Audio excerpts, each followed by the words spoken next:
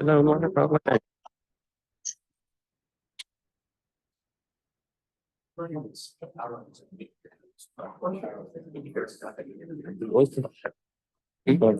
close one back. Real space. Personal. Okay. Erev Tov, everyone. So there's a halachic concept that's learned out from our parsha, according to some opinions. It's the idea of tsar ba'alei chayim, the mitzvah or the prohibition of causing unnecessary pain to animals. Many different places from the Torah where this is learned out.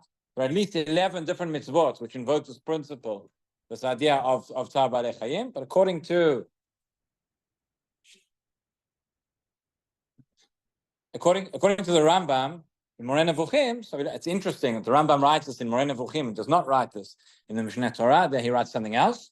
But he writes in Moreh Nevuchim, the source for the idea of Tsar Ba'alei Chayim is from Parshat Balak, from Bilam. And Bilam is rebuked for hitting the donkey. Right? And from there, says the Rambam, from there we learn that there is a mitzvah, this precept of Tsar Ba'alei Chayim, midoraita. Very interesting. A, that he writes it not in his halachic work, but B, to learn from this narrative, a halachic concept, and different mafarshim have different explanations. As I said, there are many different places in the Torah where this idea comes up.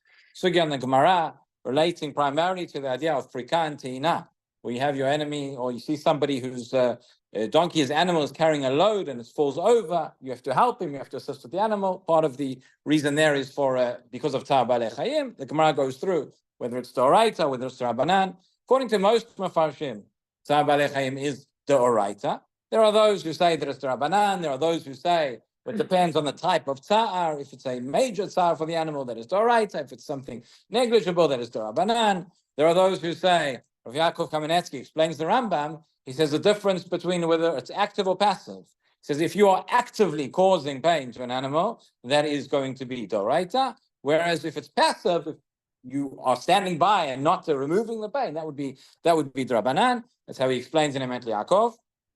In any event, but what just about everybody agrees on, as I said, causing unnecessary pain to animals would be forbidden. Whether it's Doraita, whether it's Drabanan. The problem is every word in that sentence needs to be defined. When you say unnecessary, what is necessary and what is unnecessary, right? We know, for example, that shechita is permitted. When it comes to inflicting pain, inflicting harm on animals for the sake of testing of medicines, okay? So if it's for the sake of pikuach nefesh, sake of saving human lives, that's certainly necessary. What if it's testing cosmetics? What if it's doing other things? So, sometimes it's not so clear where we draw the line. Necessary versus unnecessary pain. The poskim discuss as well. Does this include euthanasia on animals, euthanasia on pets? Is that permitted? Is killing an animal the same as causing pain to it? There's a lot of tshuvot written about that. Also, which animals are included? Do we go all the way down to insects and things like that? So many things to talk about. I wanted to share with you one interesting tshuva of Rav Ovadia in Yechaveh Da'at, where he talks about, and through this question he addresses a number of other issues as well, but the question he was asked was about bullfighting.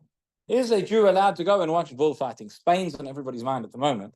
So the question was, right, it's published in Yechaveh Da'at, Chelek Gimel, says, Ha'im mutar mitzad halacha ללכת לאצטדיון לחזות במלחמת השברים. That's the name in Hebrew, right? The war of the bulls. But is the person allowed to go and to watch this? So Rav Ovadia analyzes the Sheila from a number of different aspects.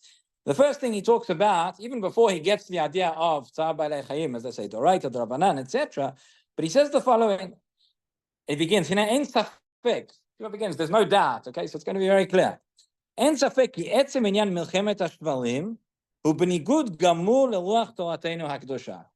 Before I even start, before we get into the sources, I'm telling you, the spoiler, this is the end. This whole activity, this whole endeavor is completely contrary, completely opposite to Torah values, to the spirit of the Torah. שהוא תרבות אנשים חטאים ואכזרים, אשר לא כאלה חלק יעקב. This is not something for a nice Jewish boy to be involved in. Right? כמאמר חז"ל, ששלוש מידות יש בישראל, ביישנים, רחמנים, גומלי חסדים. Says what characterizes, what defines the Jewish people: kindness, humility, mercy. Plus the fact that causing pain, as we said, is a Torah prohibition. So we said you are commanded to help offload your neighbor's animal. Okay, so that is that's the beginning. That's the standing point. He says this idea that this is an act of cruelty. And there's something here that's maybe even beyond the letter of the law. I mean, even you get a sense from the Tshuva that even if, and he's going to say that it's not, but even if there was, according to the strict letter of the law, a way to permit it, nonetheless, it's not in the spirit. He quotes, there's a boxing matches and wrestling matches in humans. Humans, okay, all right. Well, today we're talking about the animals. We'll get to the humans another day. But what's interesting, so he quotes later on. There's a Tshuva of the Nodab Yehuda when was asked about hunting. The Nodab Yehuda was asked if, and there as well, he says the same thing. He says this is not even if we could allow it. He says, who do we find in the Tanakh and Chumash that was a hunter? He says Esav and Nimrod. He says, this is what, this is who you want to emulate. These are the characteristics. He says, and that is not, meaning there's an idea, going behind, and the Mefashim discuss this whole idea of Tsar Balei Chayim. Is the focus, is it the fact of, we're concerned about the animals, right? Or maybe it's both. Or is it concerned about the fact that what it's going to do to us? What does it do to the person who is going to act in this way? And it imbues within you the measure of cruelty. In any event, so he goes on, and he quotes some of the halachic sources. He says, and again, as we said, the number of different places in the Gemara throughout the Chumash where different prohibitions relating to Tzar Balei Chayim come up. He talks about the fact how Chazal actually allowed certain things, waived certain prohibitions in order to prevent Tzar Balei Chayim. One interesting example, he doesn't mention here, but we spoke about this on Shavuot. Those were here, the first year. Remember, we spoke about milking cows, and the Shulchan Aruch actually says that one is allowed to ask a non-Jew on Shabbat, right, to milk a cow because of the prohibition of Tzar Balei Chayim. Those who learn from there, whether it's Doraita, whether it's Rabbanan, but normally we don't allow Amiral Nochri for one Yisur Doraita, but for the sake where that Yisur Doraita, it's in order to prevent Tzar Balei Chayim, so we allow it. So that is the thing. So then he goes on, and he says, so after giving us the introduction, he says, relating to these bulls, he says, apparently the bulls are not fed, right? They're kept starving, and they are put in distress before they come into the stadium. They attack them and poke them with different weapons, etc. In order to cause the bull to go crazy and start running around. Says, in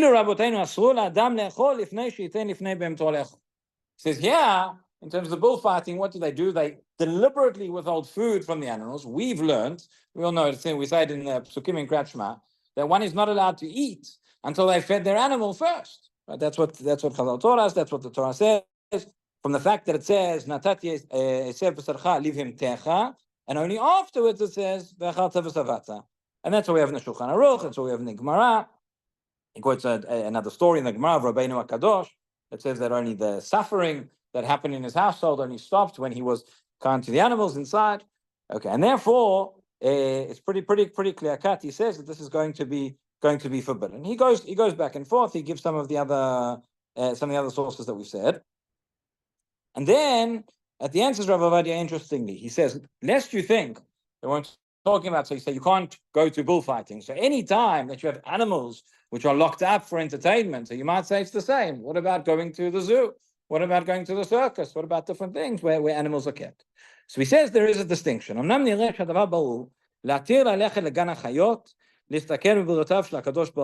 First of all, don't extrapolate from bullfighting to going to visit the zoo. This we also spoke about on Shavuot in the second year. Those were here. He says to go and to see in order to see the wonders, to see the creations of Hashem in this world. A person is in awe, a person from the creations of Hashem. We say in the pasuk, and then he quotes a number of stories, a number of Gedolei Olam, number of Gedolei Torah, who would go and would visit zoos. Right? He doesn't go into the details over here in this particular tshuva about the brachot, but we spoke about this on Shavuot, that there are a number of brachot that a person would say. A person goes to visit the zoo. So when you see the monkeys and you see the elephants, there's the bracha, Mishanei Briot. that Chazal established on seeing wondrous creatures. There's a bracha which Chazal established on seeing colorful birds, which are extremely beautiful. One would say bracha there as well. So he quotes, he says that I think it was the Chidah. There was a Maaseh, or no, it was the Trumat HaDeshen first. He says, Baal Trumat HaDeshen alach b'Shabbat kivrat eretz lirot zug arayot shehuvu le'ilo v'shar makomo. They heard that they brought these lions into the city, so he walked a very great distance in order to go and to visit them. And then he said, Maran HaChidah b'Sefer Midbar Kidmot siper shebiyoto b'London b'ker b'gan HaChayot. Also just in London. I didn't go to the zoo though. But he says when the Chidah was in London, he went to see the zoo. He saw these great and strange animals. It was this type of bird, very that was 100 years old. Okay. So he says,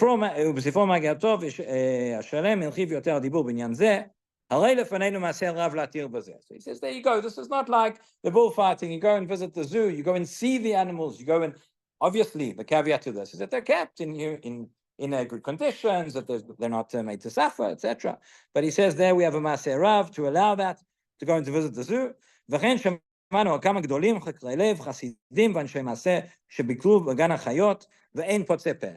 is something that we found. We've seen many Gdolim who went to go visit the zoo, saw the animals.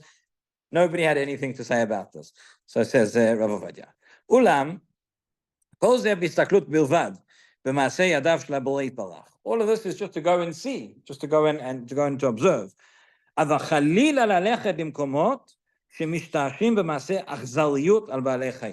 He says, God forbid to go to places where the benefit, the enjoyment is derived from acts of cruelty, by holding them and by making them engage in certain activities. Gary may be hinting to circuses as well. I don't know exactly what's done there, but where they make the animals do all sorts of things in a cruel manner, withhold food, etc., as we said before, that would be forbidden. So this is going to corrupt you. This is going to cause you to get derived pleasure from cruelty. That's going to make you a cruel person. That's something you need to stay away from. As I said, that is not the Jewish way.